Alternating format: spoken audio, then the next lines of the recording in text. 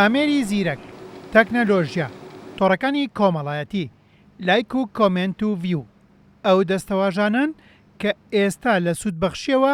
بەرەو کارەسات هەنگاو دەنێت و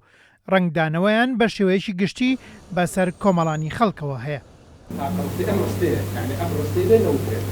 دکتۆر ئەفرا محەممەد، دکتۆری دەرونی، بەم جۆرە باز لە سۆشیال میدیا و هەنگاونان بۆ تاوان دەکات. تونند و تیژی لە ناو کۆمەڵگە لە ئەنجام بەکارهێنانی ئەم تۆڕە کۆمەڵاتانە بە شێوەیەکی ناتەندروست ئەتوانین لەم چەند ساڵی ڕابردووە ژماری بریندار و کوژراوەکان کە ڕوویاوە شاید حاڵی ئەوەیە کەوا کۆمەڵگە ئاقارێکی ناتەندروستە ئەڕوا بە شێوەیەکی هەڕڵای ئەڕوا هەر لەم چەند ڕۆژەی ڕابردووە توانین بڵێن تونند و تیژگی زۆر ڕوویا لە کوردستانە کە لەسەر جەم شارەکانی گرتووەتەوانێ بەشێکی زۆری ئەمانەش بریتین لە کەسانی گەنج کەمە ئەکەن کە ئەو کەسانن تۆڕە کۆمەڵەتەکان بەکارن بە شێوەیەکی ناتەندروست لە ڕێی ئەوانە فێری هەندێ شێواز و فێری هەندێ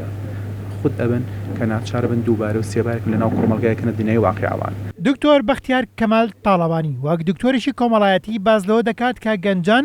دەکەونە ژێر هەژمونی لایەنە خراپەکانی تۆڕی کۆمەڵایەتی و قسەی خەڵک کاریگەری دەبێت لەسەریان. کاتێککە کۆمنتەکان دەخوێنیتەوە هەستەکەی ئەمە تەنها یەک کەس تاوان و کوشتێکی نەکردووە زۆر کۆمنتی تر دەخوێنیتەوە دەڵێ دەستی خۆش بێت ئەوە من بوو مای لە جیاتی ئەو نەک هەردەم کوش دەشم سووتان شێوازی تۆڵەسەدنەوە لە یەکێک ئەگەر بە شێوازەکەی و بە ئوستوبەکەی و بە سینناریۆکەی هەمووی بڵاوەکرێتەوە لە سوۆسیال میدیا من واهز دەکەم کەمە کۆپی پێیسکردنە بۆ گەنجەکان و ئاسانکردنە بۆ گەنجەکان و هۆکارێکە بۆ زیادکردنی ئەم جۆرە تاوانە ئەم شتانە ئەم حاڵەتانە لە سوۆسیال میدیاکان مەمنوع کرێت و بەعکسەوە بەعکسی ئەوە مەسەلەی هاندان و تشجيع وروحيتي التسامح واللي خوشبون بلاوكرنەوە لە ناو خەڵکی و طبعا لەگەڵیشا چاکردنی باری دارایی و ئابووری و کۆمەڵایەتی خەڵک تەسەورەکەم ئەم کاریگەریە کەمترە بێتەوە. مادەی یەکەم ئەوەیە کە نابێت بە هیچ شێوەیەک ئەو ئامێرە ئەلکترۆنیانی کە بۆ خزمەتی هاوڵاتی دروستکراوە بە خراپ بەکاری بێنین.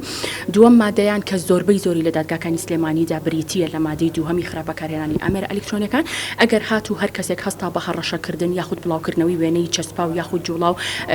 یاخود بڵاوکردنەوەی هەواڵی ناڕاست یاخود درکاندنی زانیاری کەسێکان لە ڕێتەوە کۆمەڵایەتیەکان و یاخود لە ڕێگەی ئامێرە پەیوەندیەکانەوە ئەمە سزاکەی بریتیە لە حەبس بۆ غەرامە حەبس لە ماوەی 6 مانگ کەمتر نەبێت و لە 5 ساڵ زیاتر نەبێ و غەرامەکەشی لە ملیۆنێک کەمتر نەبێت و لە 5 ملیۆن زیاتر نەبێت. نیشاندان و بڵاوبوونەوەی تاوانەکان لە سۆشیال میدیادا هۆکارێکە تا خەڵک لاسەیان بکاتەوە و چاوی لێ بکەن بۆ ئەوەی لەو ڕێگەیەوە خۆیان بکەنە پاڵەوان کە لە ڕاستیدا ئەوانە شکست خواردوون و دواتر پەنجەی پەشیمانی دەگەزن و سزای تون چاوەڕێیانە. ئەمە قسەی شارەزانی بواری دەرونی و کۆمەڵایەتیە و داواکاری شنخێزان و حکومەت و پەروەردە ڕۆڵی زیاتر ببینن لە هۆشیارکردنەوەی خەڵکیدا و سزاکانیش تونتر بکرێن. هێمن قادر، کورتسات نیوز، سلێمانی.